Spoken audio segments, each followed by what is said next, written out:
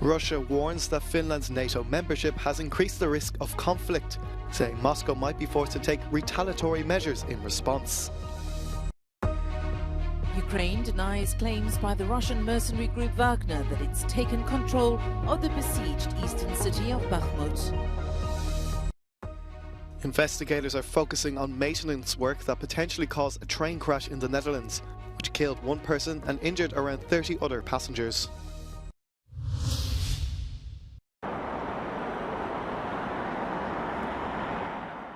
Russia has warned it might be forced to take retaliatory measures to address what it called security threats created by Finland's membership of NATO.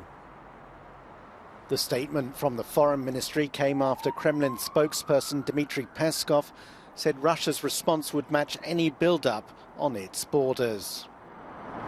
Мы же будем внимательно наблюдать за тем, что будет происходить в Финляндии, как блок североатлантический будет эксплуатировать территорию Финляндии в плане размещения там оружия, систем, инфраструктуры, которая будет впритык к нашим границам потенциально нам угрожать. В зависимости от этого будут приниматься меры. Russian Defense Minister Sergei Shoigu said that Finland's accession to NATO increased the risk of conflict, but would not distract Moscow from its action in Ukraine. В ближайшее время членом Альянса станет Финляндия.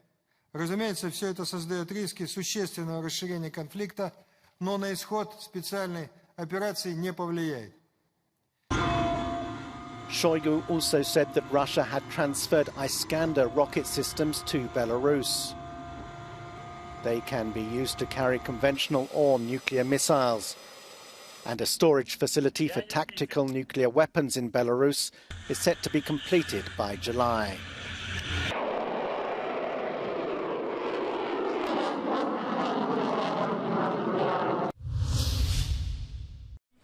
Residents of the besieged Ukrainian city of Bakhmut loading some of their belongings onto the back of an armoured vehicle. They're being helped by Ukrainian soldiers to leave their homes for a place of safety elsewhere in the country.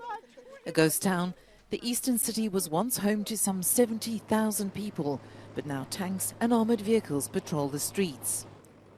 A spokesperson for Ukraine's Eastern Command has denied Russian claims that Bakhmut has been taken. The fight for the city has become the longest and bloodiest battle of Russia's assault on Ukraine. Overnight, the head of the private mercenary group Wagner claimed it had raised a Russian flag over an administrative building in Bakhmut. He even posted a night vision video of the act, but the location could not be identified. In his nightly address, Ukraine's President Volodymyr Zelensky said the Donetsk region, which includes Bakhmut, is especially hot. He's due to visit Poland on Wednesday for talks with his Polish counterpart. Warsaw has already delivered the first batch of Soviet-era MiG-29 fighter jets to Ukraine. Meanwhile, Russia claims to have killed up to 285 Ukrainian troops in its Donetsk advance and destroyed Ukrainian military hardware. The head of the United Nations Cultural Organization, UNESCO, was in Ukraine on Monday visiting the city of Chernihiv. According to the institution, 248 monuments have been damaged across Ukraine since Russia's full-scale invasion of the country last year.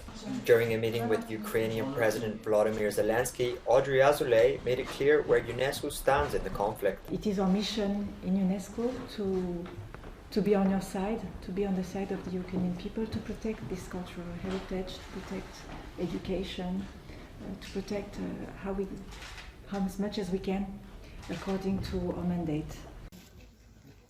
UNESCO estimates the damage from the destruction at about 2.4 billion euros and the loss of income in leisure, art and tourism at about 14 billion.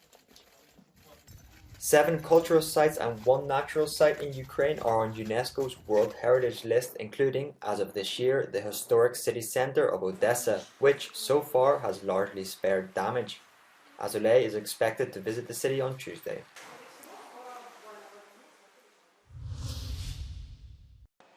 German and Belgian police raided the Brussels headquarters of the European People's Party.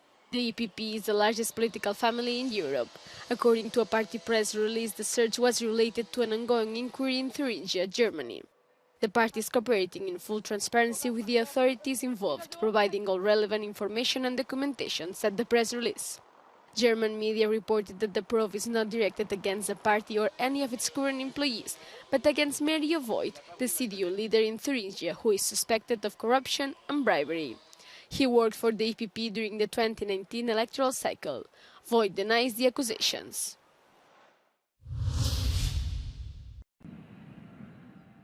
Dutch investigators are focusing on maintenance work as a possible cause of a deadly overnight rail accident near The Hague. It's believed the passenger train struck a small crane on the track, causing 3 carriages to derail. 1 person was killed and around 30 injured. The collision was heard by local residents. Half 4 hoorden we een hele harde knal. En zeker het huis begon zwaar te trillen. Dus daar schrokken we natuurlijk van. Opgeschrikt naar buiten gegaan en gekeken wat er aan de hand was. En ja, vooral schrikken. Het station. Ja, en wij wonen vlakbij het station.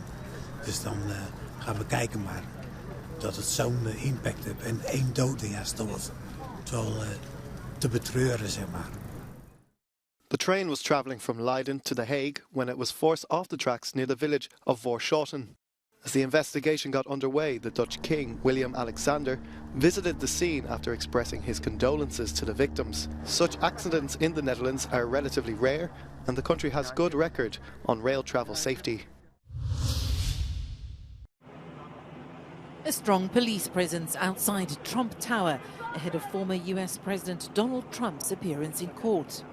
He arrived in New York on Monday afternoon, spending the night in his private suite, preparing with his lawyers for today's proceedings. Trump is expected to deny wrongdoing when indicted for his alleged role in hush money payments to porn star Stormy Daniels. He's the first US president in history to face a criminal case. There's tight security in New York as the city braces for potential street protests by both his supporters and detractors. The New York Police Department is on high alert ahead of the arraignment, ordering its 36,000 officers to be in uniform and ready to deploy. Our message is clear and simple. Control yourselves. New York City is our home, not a playground for your misplaced anger. We are the safest large city in America because we respect the rule of law in New York City. The exact charges to be levelled against Trump are unknown, but his lawyers have said he will plead not guilty. The payment to Stormy Daniels was not illegal, but he allegedly recorded it as a business expense. Falsifying business records is illegal in New York. The former president is expected to return to his Florida home after the court releases him on bail.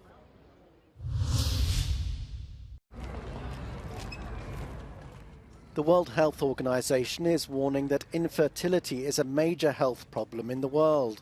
About 1 in 6 of the adult population is affected, a new report published on Tuesday says.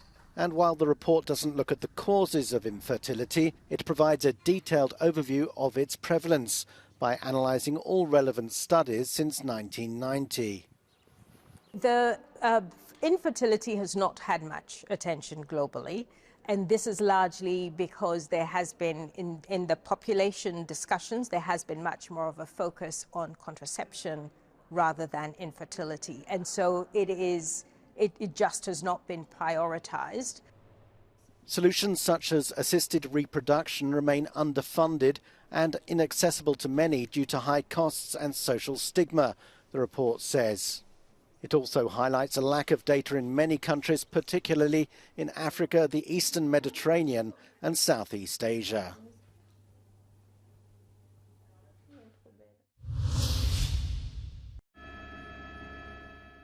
These are the scenes of devastation across parts of the US's South and Midwest following Friday's deadly tornadoes. And now, as residents sift through the wreckage of their homes, forecasters are warning of more severe weather in the days ahead.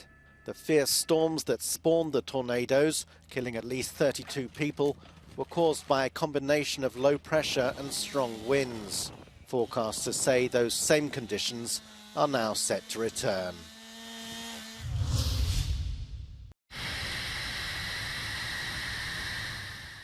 Richard Branson's Virgin Orbit, which designs rockets for launching small satellites, has filed for Chapter 11 bankruptcy in the United States. The move comes after the company announced last week that it was laying off 675 employees, or 85% of the workforce. Its 21-metre rocket, launched from a Boeing 747 off the coast of Cornwall in the UK, failed to reach orbit in early January. The first stamps featuring the profile of Britain's King Charles III rolling off the printing press. Officially, they're due to go on sale at post offices and retailers from today.